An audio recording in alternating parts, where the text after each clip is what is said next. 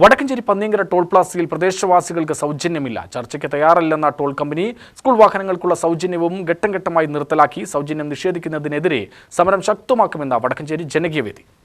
ജില്ലാ കളക്ടറും എംപിയും എംഎൽഎമാരും എഡിഎമ്മും ഉൾപ്പെടെയുള്ളവരുടെ നേതൃത്വത്തിൽ നടത്തിയ സർവകക്ഷിയോഗ തീരുമാനങ്ങൾ അട്ടിമറിച്ച് പന്നിയങ്കര ടോൾ പ്ലാസയിൽ പ്രദേശവാസികൾക്കുള്ള സൗജന്യ യാത്ര നിഷേധിക്കുന്നതായി പരാതി.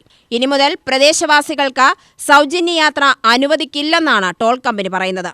പ്രതിമാസം 360 രൂപയുടെ പാസ് എടുത്താൽ എത്ര തവണ വേണമെങ്കിലും യാത്ര ചെയ്യാമെന്ന ആനുകൂല്യവും കമ്പനി പ്രഖ്യാപിച്ചു. നിലവിൽ സൗജന്യ പാസിനുള്ള അപേക്ഷ കമ്പനി സ്വീകരിക്കുന്നില്ല. പ്രദേശവാസികളുടെ വാഹനങ്ങൾ കടന്നുപോകുമ്പോൾ ഫാസ്ടാഗ് വഴിയും വാഹന നമ്പർ റീഡ് ചെയ്തും ടോൾ ഈടാക്കുകയാണ് ടോൾ കമ്പനി. പ്രതിഷേധിക്കുന്നവരിൽ നിന്നും സൗജന്യ പ്രവേശനത്തിനുള്ള അപേക്ഷ സ്വീകരിക്കുകയും ഈടാക്കുന്ന തുക തിരിച്ചു നൽകുകയും ചെയ്തിരുന്നു.